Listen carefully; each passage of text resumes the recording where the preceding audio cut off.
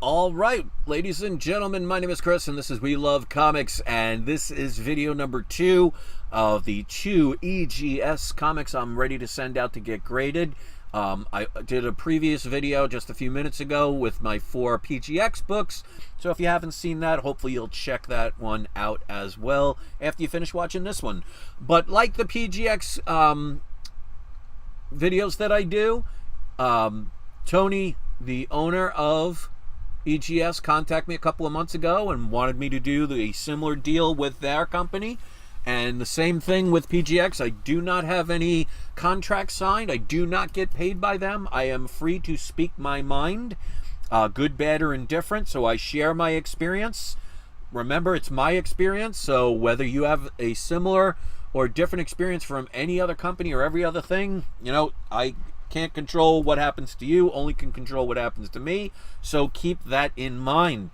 But each and every month they allow me to send in 2 books to get pressed, dry cleaned, signature verification if necessary, and they don't have grader's notes in the back of the slab, but they do add grader's notes on like a 2x2 card that they have that they put in the back of the slab, which gives all the information, so it keeps it handy to have it with you.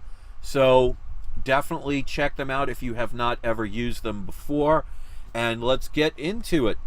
Again, if you look on the bottom of the screen, I'm looking to get trades for some very key books that as of now I do not have the monetary ability to buy them, but I can acquire them via trade. So if you have any of these books or know anybody that has any of those books scrolling by, have them contact me at peacefulfeelings@yahoo.com. I have a video that I did back in November of all these different books that I'd be willing to trade, and if you saw a video of mine of a book that is not in that video that you think might be the deal maker, ask me about it, because the worst I could say is I'm not trading that book, but hey, you never know. So let's put on the video camera, and once I get these back, I'll make sure I do a video. I always do them live, an unboxing. I don't know the grades when I get them back, and I reveal the grades. So keep in mind, when I give my predictions of grades, it's based on what I think they're going to be after a pressing and dry cleaning. And let's get the party started. First book up, this is Spider-Man #1. This is back in the 90s. I didn't buy this one when it came out, but I bought it probably 2016, 2017. This one, as you can see right here, is signed by Todd McFarlane. Now you could show this was his early years, because if you had him sign anything now, it would be in much bigger letters, and he'd put it right in this. For some reason, he likes to sign things near the crotch area. But there were many a time where Todd McFarlane would sign it in smaller letters in the box. Could have been somebody's preference, or maybe that's what he did in the beginning. But I think for the price I paid for this, it is a high grade book, in my opinion. I paid $50 for it.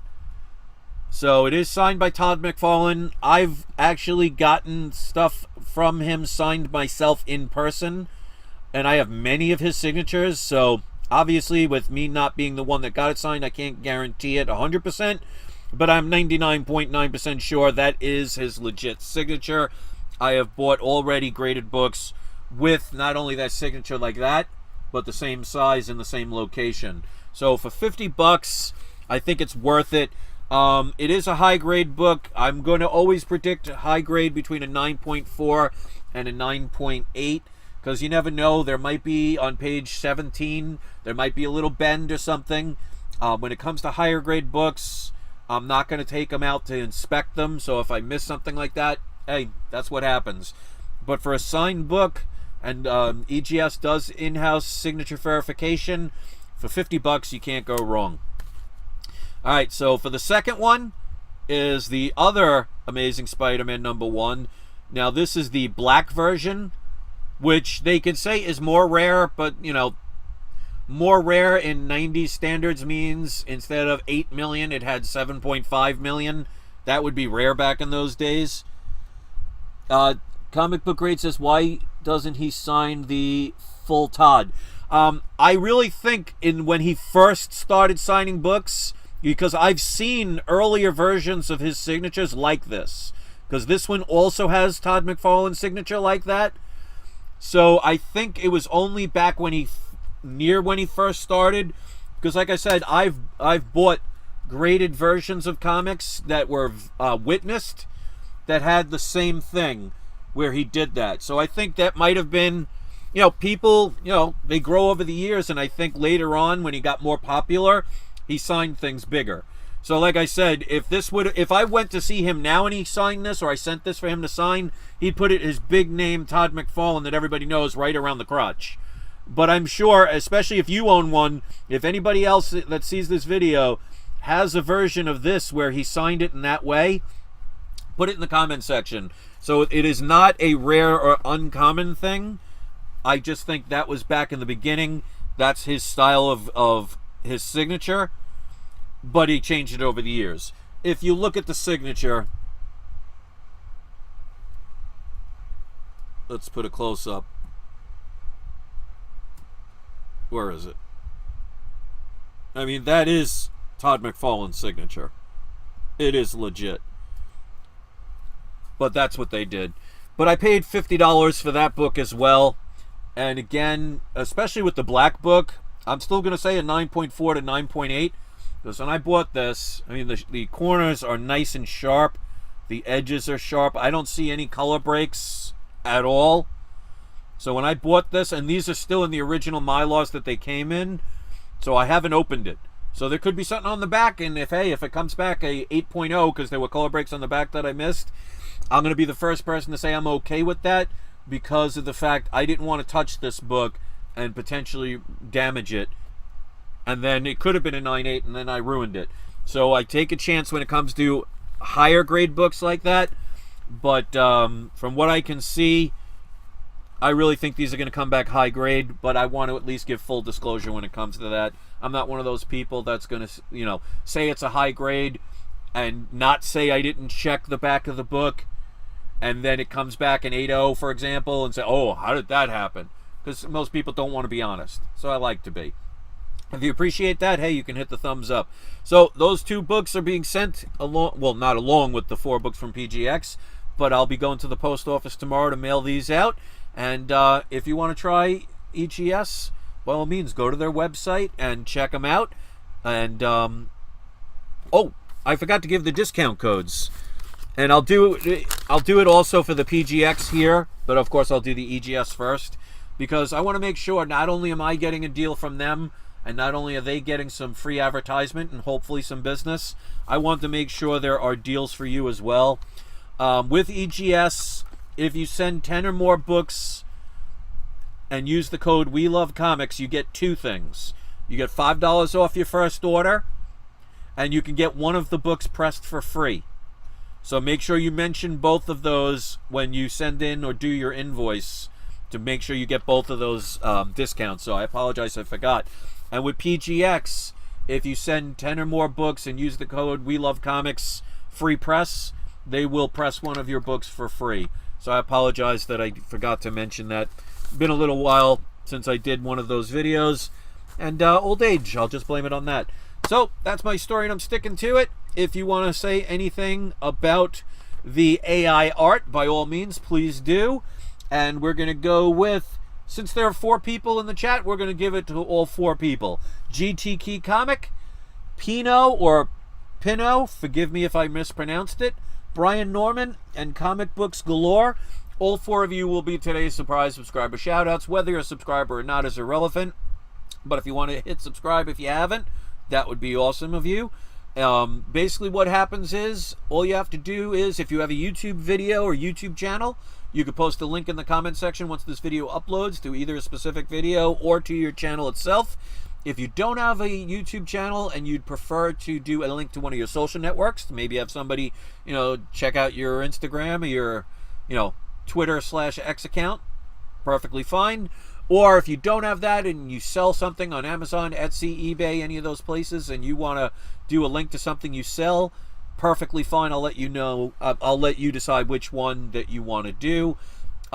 It does not have to be comic book related, but it will work better here because I'm a comic book channel. But as long as it's for all audiences, I do not mind sharing things that are outside the comic book realm. So if you sell Frisbees on eBay, you know what? I don't mind helping you. If you have videos talking about how to bake brownies, as long as they're not pot brownies, I have no problem. So I'm not going to promote a prank channel. I'm not going to promote somebody with negativity. But it does not have to be comic book related. Keep in mind, if you do post a link, it's not going to show up right away because I always verify them first. So it will go directly into spam at first. If I do check it and it is verified, if you see a link, that means I did check it out. Please go check out and help our fellow comic book community to get maybe an extra viewer, an extra subscriber, or maybe an extra sale. That's what communities are all about. Dupper says, are Star Wars comics from the New Republic going to be worth anything in 20 years? I'm sure there'll be some that will, but I doubt. Well, let's put it this way.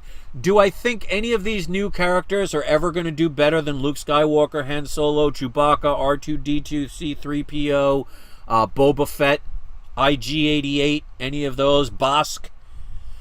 You know, Walrus Man? Do I think the majority of the newer versions are going to ever top any of them? No. Will there be one or two characters people might end up liking? Yeah. Will they last the test of time? I guess that depends on the writers and what they do. If I was a betting man, I wouldn't bet on them. But I can only predict based on what I think. Doesn't mean you agree. And let's put it this way. Even if the entire world hates the new versions of Star Wars, if you like them, then by all means get them. If everybody loves them and you hate them, that is okay too. There is no wrong way.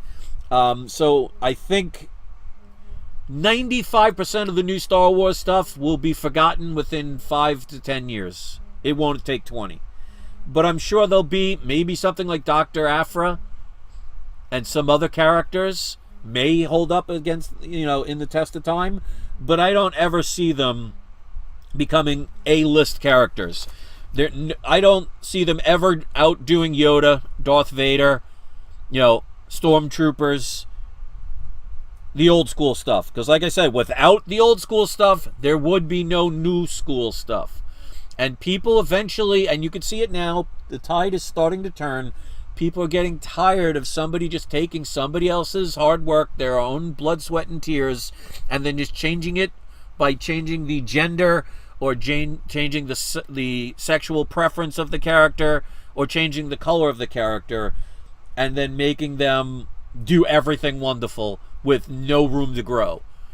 I mean, one of the reasons why I like Luke Skywalker and one of the reasons why I like Peter Parker's Amazing Spider-Man is they were weak at first. They were insecure at first. They weren't all-powerful. They had to build their confidence. They had to grow as characters and then finally grew into characters that were strong, that were capable, that could beat the enemy. Nowadays, they just take a female version of a character and make them be able to do everything. I mean, if you like that kind of stuff where there's no growth and there's no character development, and you like that lazy writing and just basically ripping off other movies, you have the right. But I just don't see the new versions of Star Wars. I think they'll be irrelevant within less than 10 years. I don't think they'll go to 20. But there might be one or two that will squeak out. We had the golden age of comics. We had Batmans, Supermans, Wonder Womans, Green Lanterns, Hawkman, the Captain America, the Human Torch, things like that. But you still have characters like Harley Quinn, like Deadpool, that were created in the 90s. Venom was created in the upper part of the 80s that are going to be iconic. So you're going to always get something out of the majority that will sneak through. But if they continue the DEI garbage and they just try and use ChatGPT to write a comic or a movie or a TV show, just not going to go well overall. I mean, you can have a video of somebody defecating on somebody and there'll be somebody out there that likes it. Okay, that's the thing about, I always tell people about being afraid to make a YouTube channel. No matter what you do, there will be somebody out there that will like what you have to say or like what you're doing. But you cannot base, especially a business, on what a few people might do. You have to go by what the majority want if you want to have success. So if you have a comic book, no matter what you write, there's going to be somebody who's going to like it. But if the majority of people hate it and the majority of people will not spend the money, it will never be successful, or it will not be successful for long. And that's why comic books, especially these days, look at Spider-Man. How many times have they rebooted it at this point? What is there, like, and when I grew up, saying I had Amazing Spider-Man #1, which I didn't have back then, meant that you owned the first appearance of Peter Parker. Now you say you own Spider-Man #1, they'll be like, what? Which version? The 15th version? The 7th version? The 3rd version? So you'll get a couple that squeak by, and you'll get the majority of it. People will not even spend their money on it in a 25-cent bin. But we'll see in the future. I'll probably be dead in 20 years, so I probably won't be around, but hey, you never know. If I'm around here in 20 years and I still have at least 10 subscribers, probably at that point I might have 15. We'll see. But I don't think the majority of the Star Wars stuff and the majority of the newer stuff that DC, Marvel, and even independent comics are putting out, they're not going to last the test of time. But that doesn't mean that somebody out there won't like it. But if there's 10 million people out there that read comics and only 10,000 like something, you're not going to do well. Just the way it is. You're not going to be able to finance something if less than 1% of the entire amount of people that would have bought a good book choose not to. And that's why I tell people, if you don't like the way Hollywood has been doing movies and TV shows, stop giving them your energy. Stop talking about the ridiculousness that they're using to entrap you based on emotion. Don't go to the movie just so you can say, well, I watched it, so thereby I could make a video bashing it. You're just giving them attention. You're giving people that may not have cared about it, that might like DEI nonsense, and say, well, I wasn't going to watch that movie, but it has all the values that I hold valuable these days, so I'm going to watch it just because. And these people are feeding off of even big YouTubers. It's like a drug to these people. They cannot stop talking about it. Don't give them your money. Don't give them your energy. And it will have to change or it will die. Either way, it stops it. Otherwise, you're just going to keep getting played. So they'll keep making this Star Wars stuff. They'll keep making this DEI garbage, in my opinion. And there will be some people that like it, and they have every right to. But it is not going to be the majority of people. I guarantee you, anybody my age that grew up with the original trilogy, who knows that even the prequels were not that great, but compared to the new stuff, they're Shakespeare, they don't care about these new characters. Nobody cares about Rey. At least from my age group and people that love the originals trilogy. She had no character development. She's not likable. She was able to fly the Millennium Falcon and repair the Millennium Falcon and speak Chewbacca's language, even though stating that she's never left the planet before. And she spoke fluently or understood fluently. It's not entertaining. But that doesn't mean there aren't going to be people who are entertained by it. Majority will always win out. Thanks for watching. I appreciate your comments. If you like what I had to say, or at least having the ability to say it truthfully, whether you believe in it or not, you want to support my channel with a thumbs up? Great. You want to support my channel by joining my Patreon? Awesome. If you want to support my channel by going in the description of this video and checking out the comic book mystery boxes I sell, I would love to be able to watch a video of you doing an unboxing. But until then, I appreciate your viewership, and come back anytime. So Stan Swagger says, plenty of people seem to enjoy 2 Girls, 1 Cup. I can honestly say I have never seen it. I know what it's about. And once I heard what it's about, I have no desire to watch it. But how many people have watched it? So, yeah, good point. There are people out there, whether they'll admit it or not, that have taken the time to watch one individual defecate into another individual, which is absolutely disgusting. But how much money do you think those people made off of that one video? To the point where somebody brought it up today, and what was it, a decade or two that video came out? But I'll tell you right now, never seen it, have no desire to see it. But plenty of people have seen it enough to where it's relevant. So thanks for watching, guys. Have a great day. And don't forget, it's not you, it's not I, it's We Love Comics.